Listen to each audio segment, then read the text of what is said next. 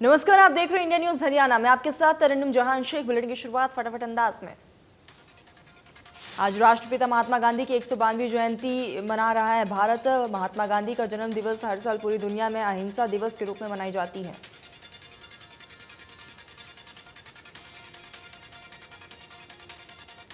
राष्ट्रपिता महात्मा गांधी की 192वीं जयंती के मौके पर राष्ट्रपति रामनाथ कोविंद ने देश की जनता को बधाई दी और आह्वान किया है कि भारत को गांधी जी के सपने का देश बनाने की प्रतिज्ञा लें। प्रधानमंत्री मोदी सुबह श्रद्धांजलि देने के लिए राजघाट पहुंचे। प्रधानमंत्री मोदी ने यहां महात्मा गांधी को नमन किया। पीएम ने ट्वीट करके भी बापू को नमन किया है। पीएम ने लिखा है कि पूज्य बापू का जीवन और आदर्श देश की हर पीढ़ी को कर्तव्य पथ पर चलने के लिए प्रेरित करता रहेगा।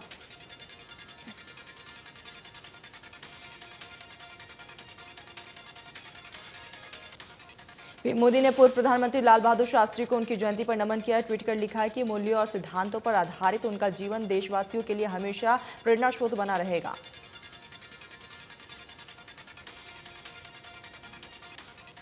सीएम केजरीवाल राजघाट पहुंचकर महात्मा गांधी को श्रद्धांजलि दी।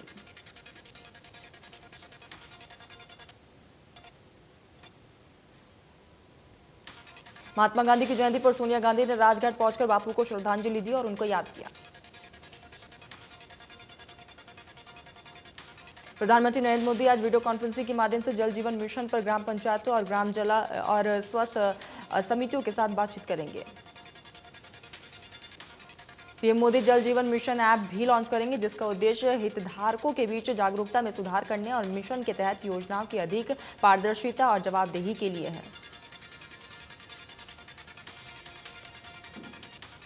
दिल्ली के किसानों से जुड़े किसान महापंचायत नाम के संगठन द्वारा दायर इस याचिका में सुनवाई के दौरान सुप्रीम कोर्ट ने बड़ी फटकार लगाई। न्यायमूर्ति एएम खानविलकर की अगुवाई वाली पीठ ने कहा है कि विरोध प्रदर्शन के चलते दिल्ली से आने जाने वाले यातायात में रुकावट आई है।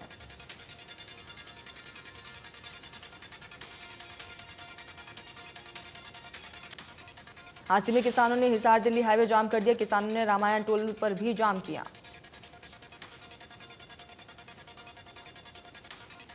अंबाला के बराड़ा में बीजेपी प्रदेश अध्यक्ष ओपी धनखड़ और सांसद रतनलाल कटारिया का विरोध करने के लिए सैकड़ों की संख्या में किसान इकट्ठा हुए।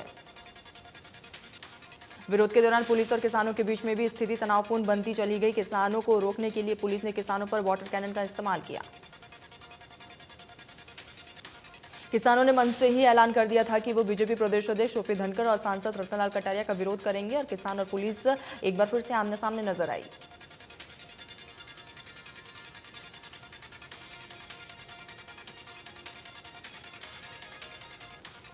अंबाला के कुछ किसान मोबाइल में फसल खरीद का मैसेज पाकर अपनी फसल लेकर अनाज मंडी पहुंच गए, लेकिन जब उन्हें पता चला कि आज खरीद नहीं होगी तो किसान काफी निराश नजर आए।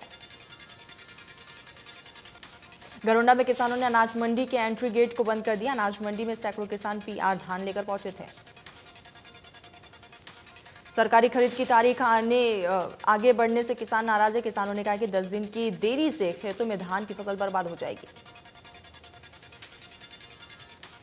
कैथल में धान खरीद शुरू नहीं होने से किसानों में गुस्सा है। किसानों ने मार्केट कमेटी कार्यालय पर ताला जड़ दिया। किसानों ने कहा कि मार्केट कमेटी की कार्यप्रणाली पर भी सवाल उठाए। किसानों का कहना है कि जब खरीद नहीं हो रही तो ऑफिस क्यों खुला है, जब तक खरीद शुरू नहीं होगी ताला लगाकर रखेंगे।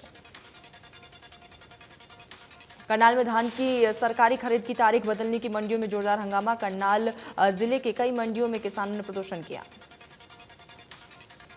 किसानों ने मार्केट कमेटी कार्यालय पर तालाबंदी कर और मंडी गेट बंद करते हुए सरकार के खिलाफ नारेबाजी की। किसानों के हंगामे के बाद मंडी में जल्द खरीद शुरू होने के आसार बने हुए हैं।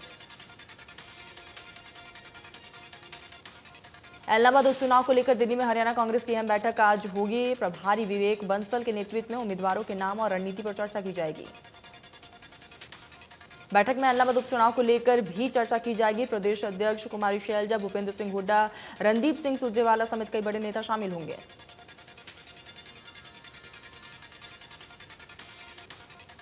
कैप्टन अमरिंदर सिंह ने सिद्धू पर तंज कसा है। कैप्टन अमरिंदर सिंह ने कहा है कि सिद्धू पंजाब के लिए राइट मैन नहीं है। सिद्धू जहां भी चुनाव लड़ेंगे वहां से उसे जीतने नहीं दूंगा। कैप्टन ने कहा कि सरकार अगर विश्वास खो देती है तो स्पीकर फैसला लेंगे। सिद्धू का नाम संगठन चलाना है और चन्नी का काम सरकार चलाना। कैप्टन ने कहा कि अध्यक्ष और सीएम की आपस में बातचीत होती है, लेकिन अंतिम फैसला सीएम का होता है, सिद्धू का नहीं।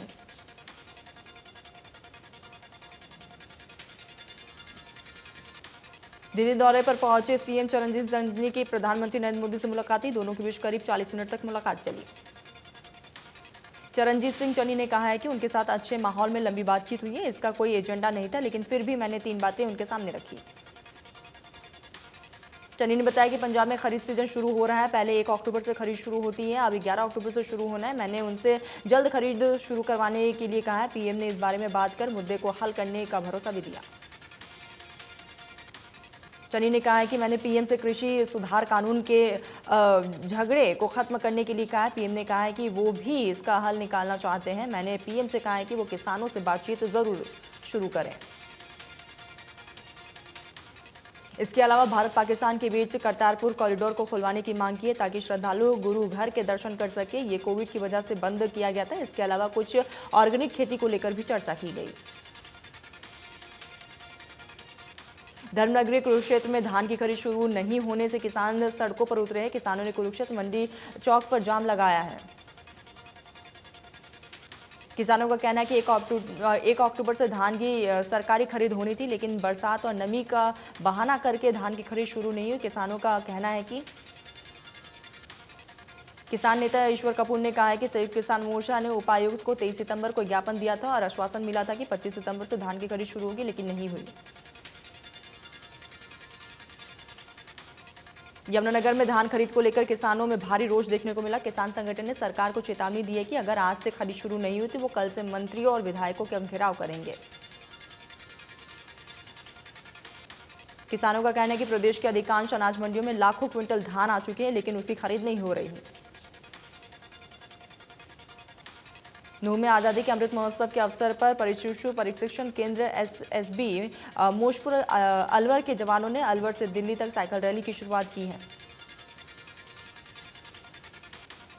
इस मौके पर फिरोजपुर झिरका के थाना प्रभारी रमेश चंद्र ने एसएस की असिस्टेंट कमांडेंट रूपेश शर्मा को बुके देकर उनका हौसला बढ़ाया।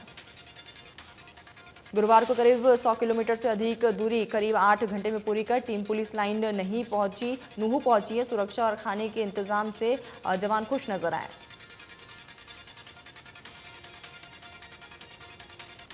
बताया जा रहा है कि मारुति कुंज स्थित डीपीएस में पढ़ने वाले छात्रों का भविष्य अंधकार में गया है। आपको बता दें कि स्कूल की तरफ से पत्र जारी कर कहा गया है कि स्कूल में कोई भी मान्यता नहीं है, आप कहीं भी एडमिशन ले सकते हैं। मारुति कुंज स्थित डीपीएस में पढ़ने वाले छात्रों के अभिभावकों ने गुरुग्राम विधायक के कार्यालय पर धरना प्रदर्शन किया। इलाहाबाद उपचुनाव के ऐलान होने पर अब नेताओं की प्रतिक्रिया भी सामने आ रही है। वही बिजली मंत्री रणजीत सिंह चौटाला ने कहा है कि इलाहाबाद सीट से मजबूत उम्मीदवार को चुनाव में उतारने की तैयारी हो रही है। उन्होंने कहा कि इलाहाबाद सीट से भाजपा और जसपा का जो भी संयुक्त उम्मीदवार चुनावी मैदान में आएगा उसकी डटकर मदद करेंगे।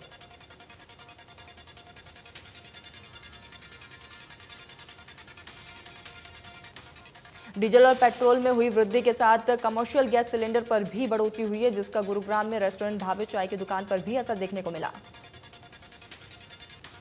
ढाबा संचालक का कहना है कि कोरोना की वजह से पहले से ही ग्राहक बाहर का खाना खाने से परहेज कर रहे हैं और सरकार की कमर्शियल सिलेंडर के दामों में वृद्धि कर दी गई है, जिसकी वजह से और काम ठप हो चुका है। नारनौद के एसडीएम कार्यालय के सामने शुक्रवार को आंगनबाड़ी वर्करों ने सरकार के खिलाफ जमकर प्रदर्शन किया। आंगनबाड़ी कार्यकर्ताओं का कहना है कि हरियाणा सरकार द्वारा आंगनबाड़ी केंद्रों को प्ले स्कूलों के नाम पर एक निजी कंपनी के एनजीओ को सौंपे जाने के विरोध में ये प्रदर्शन किया जा रहा है।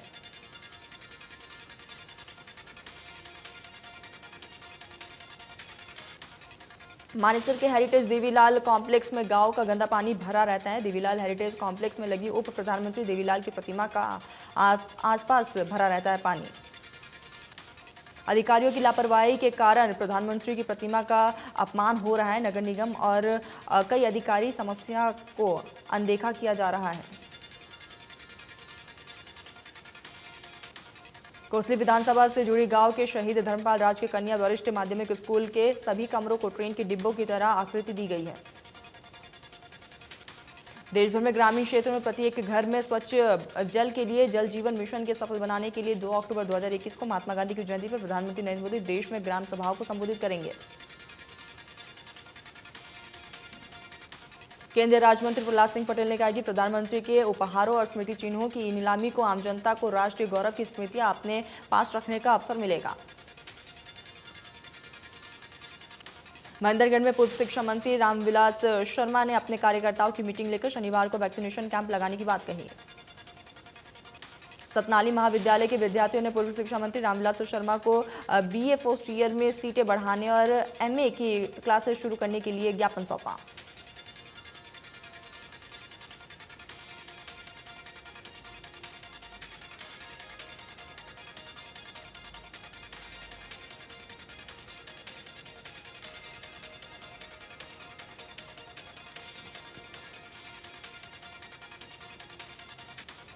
देश में पिछले 24 घंटे में कोरोना वायरस के 28,896 नए मामले सामने आए। 28,184 रिकवरी हुए, 233 की मौत हुई।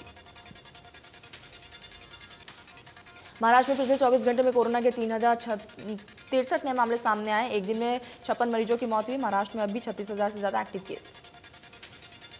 दिल्ली में 24 घंटे में कोरोना के 47 नए केस सामने। एक दिन में 39 मरीज रिकवर हुए। दिल्ली में अभी 400 से ज्यादा एक्टिव केस।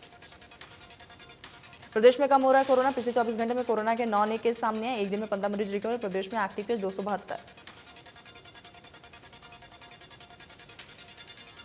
कोरोना से सुधरते हालातों के बीच दिल्ली आपदा प्रबंधन प्राधिकरण ने भक्तों के लिए धार्मिक स्थलों को खोलने की अनुमति दे दी। डीडीएम ने साफ कहा है कि इस दौरान स्वास्थ्य मंत्रालय की ओर से जारी एसओपी का कड़ाई से पालन करना होगा और कोविड प्रोटोकॉल का भी ध्यान रखना होगा।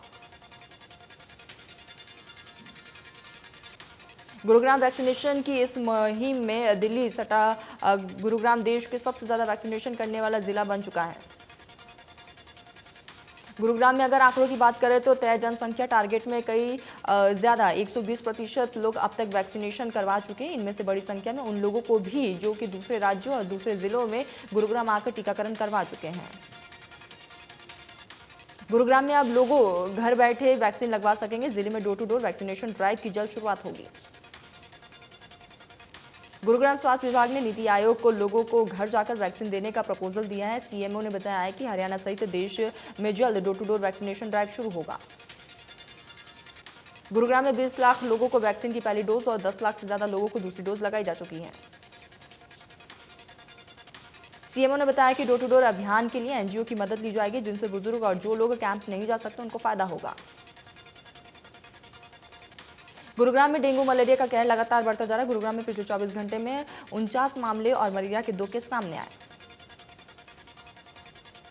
डेंगू मलेरिया के प्रकोप को देखते हुए स्वास्थ्य विभाग अब पूरी तरह से सख्त हो चुका है। गुरुग्राम स्वास्थ्य विभाग ने गुरुग्राम जिले में 38 सरकारी सेंटरों पर रैपिड रिस्पांस टीम गठित की।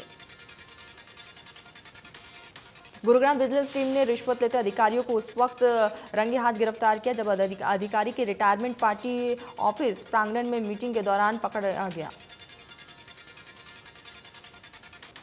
फरीदाबाद में रसोई गैस और डीजल पेट्रोल के बढ़ते दामों ने आम जनता को परेशान कर दिया। लोगों का कहना है कि बढ़ते दामों से घर का बजट बिगड़ चुका है। महिलाओं का कहना है कि लगातार रसोई गैस के बढ़ते दामों की वजह से उन्हें अब बजट में कटौती करनी पड़ी है। न केवल रसोई गैस बल्कि लगातार सभी चीजों के दाम बढ़ रहे हैं। भिवानी में पेट्रोल डीजल की कीमत में लगातार बढ़ोतरी हो रही है, जिसकी वजह से आमजन परेशान। झज्जर में सीएम फ्लाइंग पिछले कुछ महीने से प्रदेश के विभिन्न हिस्सों में ताबड़तोड़ छापेमारी कर रही है। सीएम फ्लाइंग ने झज्जर लघु सचिवालय में कर्मचारियों की हाजिरी सुनिश्चित करने पर छापा मारा। हरियाणा के फरीदाबाद से हरिद्वार बदमाशों को पकड़ने पहुंची क्राइम ब्रांच की टीम की बदमाशों से मुठभेड़ हो गई, जिसमें हरियाणा पुलिस के एक सिपाही की मौत हो गई। हरियाणा पुलिस की टीम देर रात हरिद्वार पहुंची और बदमाशों की धरपकड़ की कोशिश में बदमाशों ने पुलिस पर फायरिंग शुरू कर दी। फायरिंग में एक को गोली लग गई और हरियाणा पुलिस के कांस्टेबल संदीप को गोली लगी है। घायल हालत में संदीप को निजी अस्पताल ले जाया गया, जहां पर डॉक्टरों ने उन्हें मृत घोषित किया। एसपी सिटी कमलेश उपाध्याय ने बताया कि हरियाणा पुलिस ने कार्रवाई के लिए स्थानीय पुलिस को सूचना नहीं दी थी। फतेहाबाद पुलिस ने सरकारी अध्यापक के मर्डर मामले में बड़ा खुलासा किया। पुलिस ने 25,000 के इनामी आरोपी को गिरफ्तार कर लिया।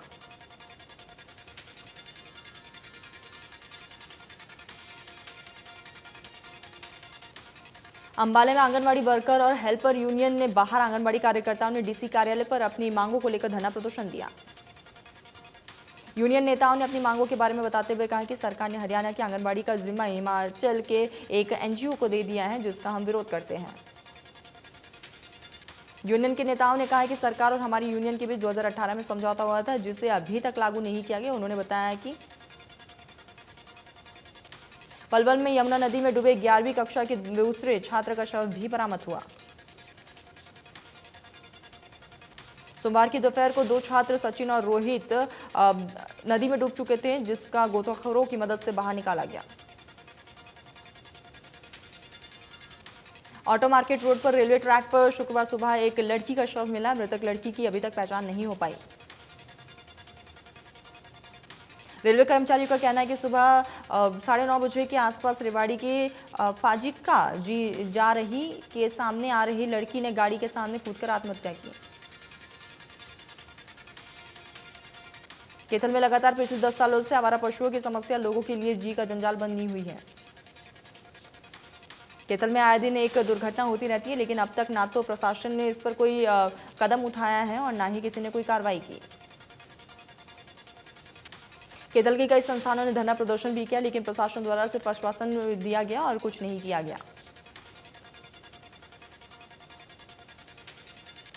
एलामर शहर के वार्ड नंबर 6 में आज आपसी रंजिश के चलते बाइक सवार 3 युवकों ने एसिड फेंककर एक विवाहिता महिला को घायल कर दिया। वारदात में घायल महिला को तुरंत उपमंडल नागरिक अस्पताल में ले जाया गया और इलाज के दौरान भर्ती करवाया गया। कैथल मॉडल टाउन में हत्याकांड मामले में वांटेड आरोपी राजेश पुत्र ईश्वर सिंह निवासी टोहर की गिरफ्तारी के बारे में सूचना देते हुए पुलिस ने 1 लाख रुपए का दिया इनाम। प्रधानमंत्री नरेंद्र मोदी ने शुक्रवार को स्वच्छ भारत मिशन अर्बन 2 की शुरुआत की है। इस योजना के तहत देश के 500 शहरों में वेस्ट मैनेजमेंट को मजबूत करना, पीने के पानी की सुविधा को बेहतर करने का काम किया जाएगा। पीएम मोदी ने कहा कि स्वच्छ भारत मिशन शहर 2 के तहत हर शहर को साफ पानी पहुंचाने का लक्ष्य है। लोग स्वच्छ भारत अभियान में मदद कर रहे हैं। हमें अब नई ऊर्जा के साथ आगे बढ़ना होगा। 10 करोड़ शौचालय का लक्ष्य पूरा होगा और अब हमारा लक्ष्य शहरों को कचरा मुक्त बनाना है। पीएम मोदी बोले कि देश में स्वच्छ भारत मिशन के माध्यम से जो हासिल किया है वो ये भरोसा देता है कि भारतवासी अपने कर्तव्य के लिए संवेदनशील है। हमारे सफाई कर्मियों सच्चे अर्थ में अभियान के महानायक हैं। पीएम मोदी बोले कि सीवेज और सेफ्टी मैनेजमेंट बढ़ाना, अपने शहरों को वाटर सिक्योर सिटी बनाना और ये सुनिश्चित करना कि हमारी नदियों में कहीं पर भी कोई गंदा नाला ना गिरे।